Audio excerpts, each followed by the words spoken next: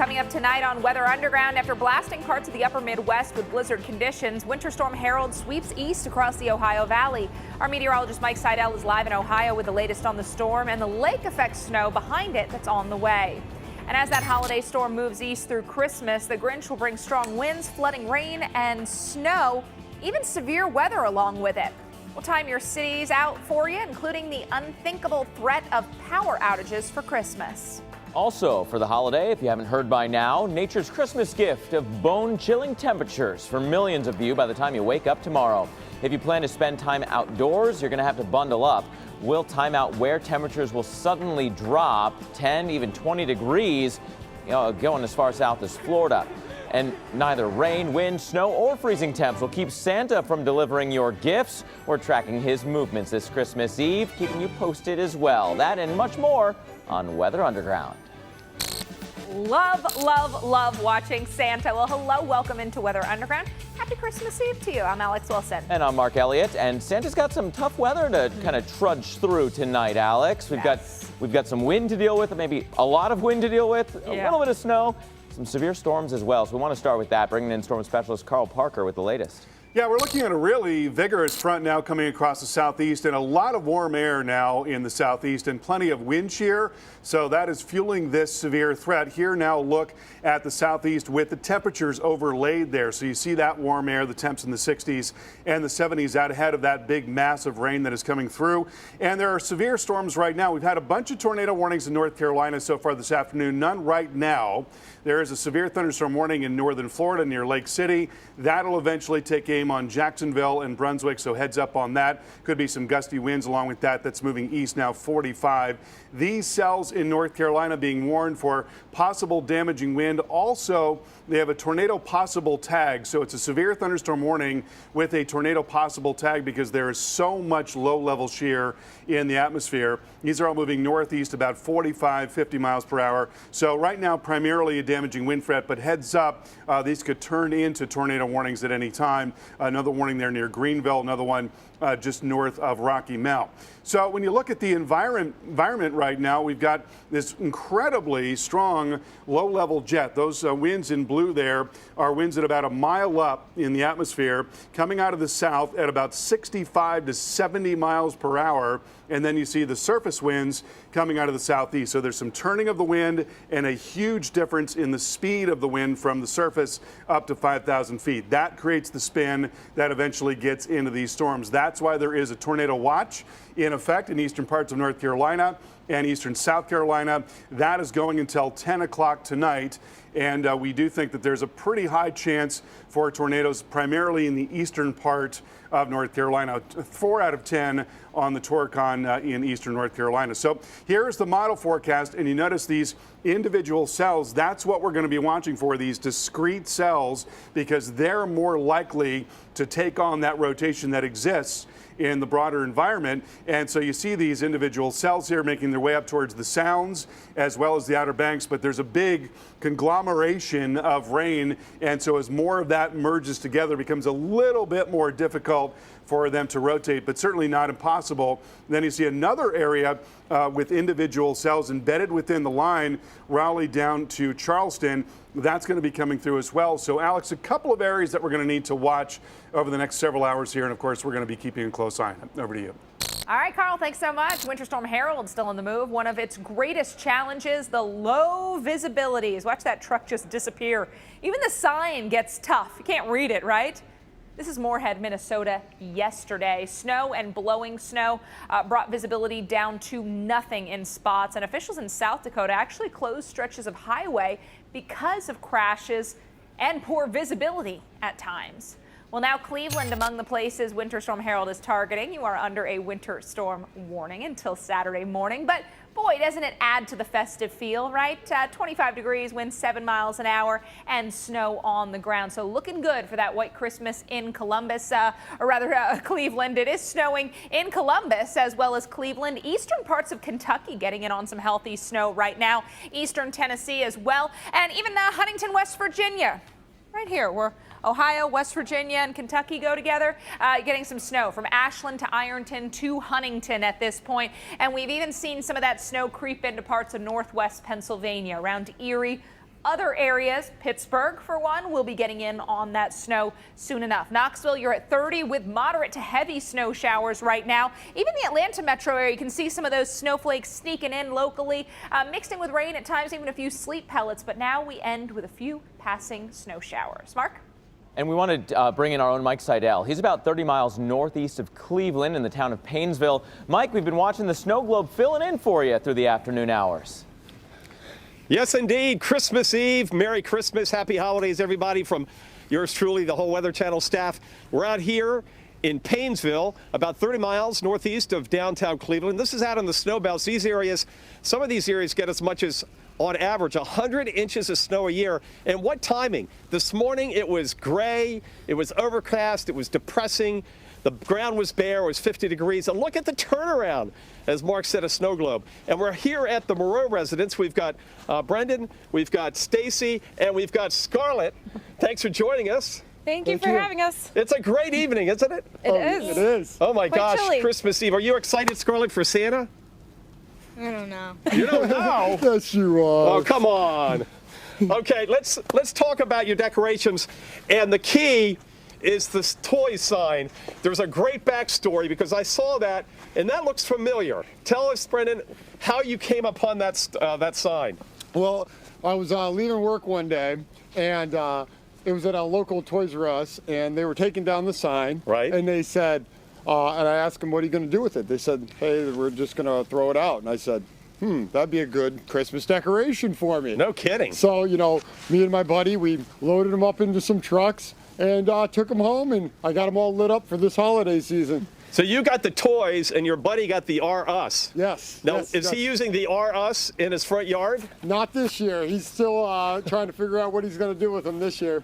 Well, I think you got the better end of the deal. Oh, yeah, so do I. That is just, look at that. That right off the building.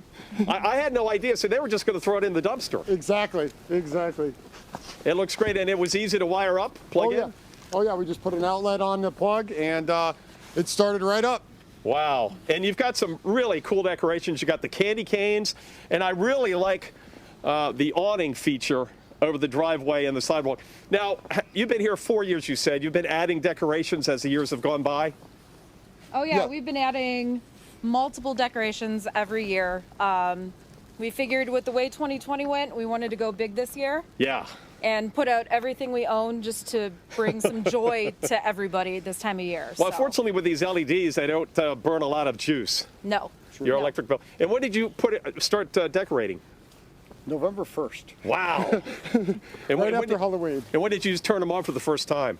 Do you remember? Thanksgiving night. Thanksgiving night? That's Yep. always our goal, is turn them on Thanksgiving night. And we had about 90% out and added a few more things after, but the house was done, most of the yard was done, so we turned them on. Well, it's certainly the best decorated house here on the street. Thank you so Thank much. you. Nice job. Thank you very much. Scarlett, I hope Santa brings you a lot of cool stuff. Okay? Okay. Okay. Okay. The Moreaus here in Painesville, Ohio. Thanks for joining us. Thank you. Just a beautiful, beautiful setup here with the decorations. And the snow continues to come down, Mark Elliot. We're looking at amounts of 10 to 12 inches when you take the snow from Harold and the lake effect. We're under that warning here in Cleveland and up the lakefront until Saturday morning. But unfortunately, the storm track, Mark, is too far west. So all the big cities and the places that had snow just last week are getting rain. All the people in New England sound a little bit like Scarlett. They're like, all right, here comes a storm. I guess it's fine. Yeah, you know, there's a small but potent corridor of snow. Mike is standing right in it, near eastern Ohio, western Pennsylvania, then following that down along the Appalachian chain, a decent amount of snow. That's where we've got the winter storm warnings, a few winter weather advisories mixed in for good measure. Snowfall amounts here adding up to several inches. The only reason that you're not seeing bigger numbers in, say, the Pittsburgh area is because of what's happening now. You're still on the warm side at the moment, but give it a couple more hours. this Christmas Eve is not done yet. And as our area of low pressure over here gets a little bit stronger, starts wrapping in more cold air, we will see a transition zone across this area. So you're green for now, Grinch green on the map from West Virginia into western PA. It's not going to stay that way. The snow will be arriving. Here's a look again at this forecast of the changeover. Watch the next couple of hours. I think we're going to see the Pittsburgh area change over as we are here on Weather Underground on this extended edition through 9 o'clock Eastern. Pittsburgh, you'll be well into the snow by then, as will, Morgantown and Charleston, all the way down through Bristol. Looks pretty good for your snowfall for your Christmas Eve. Everyone heads to bed, Santa gets to work, and overnight the snowflakes still flying there in western PA up through the Great Lakes. And as Mike mentioned, yes, the lake effect starts cranking in by tomorrow morning for your Christmas day. So how much snow we talking? Mike mentioned those favored locations coming off of Lake Erie could get as much as 10. More widespread 3 to 5, maybe a couple spots of 5 to 8. Closer you are to the Great Lakes, the longer that snow lasts, and thus the more snow you will have. Again, a zoom in on Pittsburgh for you because that transition is important. Starts mixing in around 8 o'clock. I think you might even be all snow, especially in the western suburbs by 8. Then 9, 10, 11, it is steady snow right on through the nighttime hours. Alex. All right, then come Christmas Day, the I-95 corridor will face a different weather challenge. Rain from D.C. to Philadelphia to New York,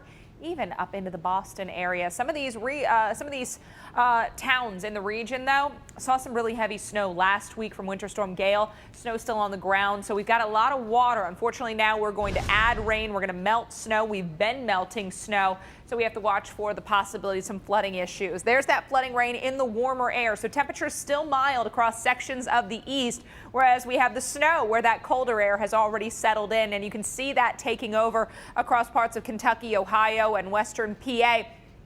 Places like Pittsburgh, you're not far behind, but look at the heavy rain here working through central Pennsylvania, central New York, into the Finger Lakes region, down into the mid-Atlantic. Some really heavy downpours here coming down D.C. over into the Delmarva Peninsula. 60 degrees right now in Washington, D.C. So that's what I'm talking about. Temperatures are very mild across sections of the east. You haven't had that cold air move in to chill things off. Even Syracuse, New York. Low 50s on Christmas Eve, not bad, but 37 as you head west on I-90 over to the Buffalo area. So you can see where that cold air is now, and it's going to be moving eastward. Right now we've got winds gusting 30 miles an hour in New York City. So some localized power outages could be an issue as well as we get some of these gusty winds working through the Northeast and especially into New England overnight and into Christmas Day. There's 11 o'clock. So later this evening, now Pittsburgh, you're getting in on the snow. Morgantown, West Virginia.